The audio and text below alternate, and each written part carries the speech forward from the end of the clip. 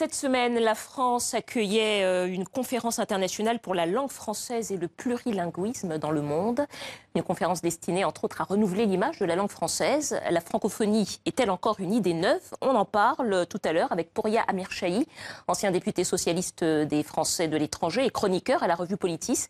Mais avant ça, on écoute d'abord l'écrivaine Leïla Slimani. C'était il y a quelques jours sur notre plateau. C'est la représentante personnelle du président français sur la francophonie.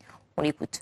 Personne ne peut nier que, notamment en Afrique ou au Maghreb, il y a une perception où francophonie rime parfois avec colonie, où on a le sentiment que la francophonie, c'est quelque chose qui a été vécu par une petite élite, qui a perpétué des dominations impérialistes, etc. C'est vrai que c'est perçu comme ça, mais cette perception-là, il faut essayer non seulement de la déconstruire, mais de faire qu'elle ne soit plus vraie. On n'est pas des victimes, on n'est pas des traîtres, on est des gens qui parlons plusieurs langues. Moi, je pense que, par exemple, c'est très important que les Français parlent plus de langues, et que notamment, ils parlent plus de langues africaines et que notamment ils parlent plus l'arabe. C'est dommage qu'en France on n'enseigne pas plus ces langues-là. Donc moi je suis pour le plurilinguisme, pour une langue française qui n'est pas arrogante, qui se met à égalité avec les autres langues, qui partage, qui a envie de discuter.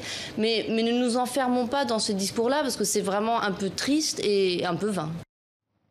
Pouria Amirchahi, bonsoir. Bonsoir. Merci d'être là. Alors cette semaine, vous avez dirigé un dossier dans la revue Politis, dossier intitulé La francophonie has been, avec une locution anglaise. Alors première question, est-ce que pour vous la francophonie reste une idée neuve? Oui, parce que pour l'instant, elle n'a que les habits d'une vieille façon d'être pensée, c'est-à-dire soit le vieux rêve de l'Empire français, soit ce sentiment de supériorité que certaines élites françaises ont à l'égard de leur langue, considérant parfois que ce serait la plus belle du monde, quelle injure pour les autres langues, que ce serait même la langue de la liberté, comme si on ne disait pas aujourd'hui la liberté en arabe ou dans toutes les langues du monde.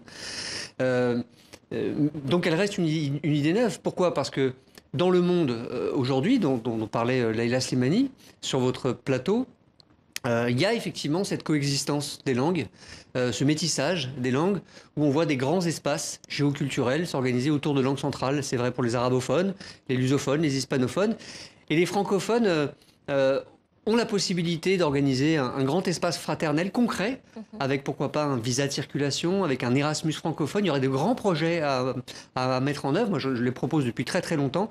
Et c'est ce qu'on a voulu cette semaine dans Politis remettre à l'ordre du jour, justement pour sortir de l'idée vieillotte de la francophonie. Alors justement, vous avez dit quelque chose d'intéressant, relevé également par Leïla Slimani, c'est que bien souvent francophonie rime encore avec colonie, arrogance, manque d'égalité. Comment est-ce que vous qui êtes un habitué des milieux politiques, vous expliquez ça? Je dirais une forme d'inculture et d'arrogance. Alors pourquoi? Parce que il y a cette façon de raconter l'histoire dans le grand roman national qui a épousé. C'est une écriture, c'est une histoire réécrite évidemment. La grande épopée de la Troisième République, ses grandes conquêtes avec la langue française, présentée comme civilisatrice, comme celle qui a permis ces conquêtes, comme celle qui aurait même permis l'accès au savoir, aux connaissances. On sait que, évidemment, tout ça ne sont que des arguments de conquérants, de dominateurs. À la vérité, comme toutes les langues du monde, la francophonie aujourd'hui, c'est une langue qui est parlée beaucoup plus en dehors de la France qu'en France. Les vrais francophones, d'ailleurs, ne sont pas français. Ils sont d'abord en Afrique, ils sont aussi au Québec, ils sont en Belgique, ils sont en Suisse. Et puis, de toute façon, les Français sont souvent... 300 millions de locuteurs, 300 millions de francophones à peu près, alors qu'on est à un peu plus de 60 millions de Français dans l'Hexagone. Oui, et la langue française est vivante, elle se créolise dans bien des endroits. Dans le dossier de Politis de cette semaine, on parle justement de ces verbes extraordinaire. C'est Bernard Cerchiglini, que vous avez déjà invité ici, un linguiste, qui fait état de tous ces mots de la francophonie. On pourrait appeler ça des francophonismes qu'on utilise peu, qu'on connaît peu. Et Leïla Slimani a raison de dire, parce qu'on est peu ouvert parfois aux autres cultures du monde. Ça se voit aussi dans le milieu de l'édition. Et d'ailleurs, Madame Nyssen, qui est actuellement ministre de la Culture, devrait y réfléchir, parce que souvent, les stratégies des éditeurs français consistent à capter les talents des auteurs francophones du monde entier, sans aider vraiment les maisons d'édition, les aventures éditoriales à exister. Alors, Pouria Amirchahi, vous avez été vous-même un député socialiste des Français de l'étranger. Est-ce que cette vision française du monde, puisqu'on comprend que pour beaucoup, la francophonie, c'est d'abord peut-être une vision française du monde, est-ce qu'elle n'est pas aussi très installée à la gauche de l'échiquier politique? Vous voulez dire qu'à la gauche de l'échiquier politique, on n'en fait pas en général un combat? C'est-à-dire qu'on pourrait également retrouver cette arrogance qui finalement n'est pas partisane finalement. Oui, sans doute, vous avez raison. Mais justement, l'enjeu aujourd'hui, c'est de comprendre que pour reprendre les propos de Achille Mbembe ou de Alain Mabankou, la langue française s'inscrit dans le tout monde de Édouard Glissant, c'est-à-dire cette langue monde qui fait que d'un endroit à l'autre de la planète, de Montréal à Abidjan, de Paris à Bruxelles, d'Alger à d'autres pays, on fonde par la culture et par la langue un sentiment d'appartenance, quelque chose qui font le commun, qui, dans ce moment où la mondialisation percute les identités, où les replis identitaires sont très très forts, eh bien il y a là des passerelles entre les cultures, des cultures différentes, mais qui par la langue se dépassent elles-mêmes et arrivent à prendre un chemin, à prendre leur part dans le monde d'aujourd'hui. Bâtir des passerelles plutôt que parler de verticalité. Il y a une chose très importante que relevait Leïla Slimani. Elle disait « Je pense qu'il est important que les Français parlent plus de langues et qu'ils parlent notamment plus de langues africaines ». À votre avis, en quelques mots, qu'est-ce qui rend si difficile le partage des langues des différents espaces francophones ? Je pense notamment à l'arabe, mais aussi au berbère, à l'arménien, enfin à tous les espaces francophones. Alors, d'abord, une fascination imbécile des élites françaises pour l'anglais.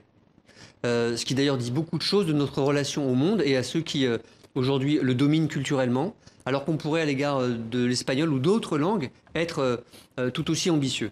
Et vous soulevez une vraie question sur le rapport à l'arabe en particulier. On ne sait pas et on n'ose pas le dire en France, on le cache un peu, sans doute pour des raisons politiques liées au repli identitaire que la France et d'autres pays européens connaissent à l'égard de la figure de l'arabe ou la figure du musulman. C'est que l'arabe dialectal est aujourd'hui une langue de France. La délégation générale à la langue française et aux langues de France le reconnaît et reconnaît cette langue, le berbère aussi, comme une langue de notre patrimoine. En un mot, avant de terminer, pour Amir Chahi, le président Macron parlait de la France et de la francophonie. Est-ce que pour vous, la France fait partie de la francophonie ou alors est-ce qu'il existe la France et les francophones de l'autre côté? En un mot. Je pense qu'il y a la francophonie monde qui peut exister à condition que la France arrête avec cette arrogance, arrête de revendiquer sa centralité. On peut y arriver si le nouveau mot d'ordre serait francophone de tous les pays, unissez-vous. Merci à vous. C'est la fin de cet entretien avec Pouria Amir Chahi, chroniqueur à la revue Politis, entretien que vous pouvez retrouver sur notre page Facebook. Merci de votre fidélité. À demain.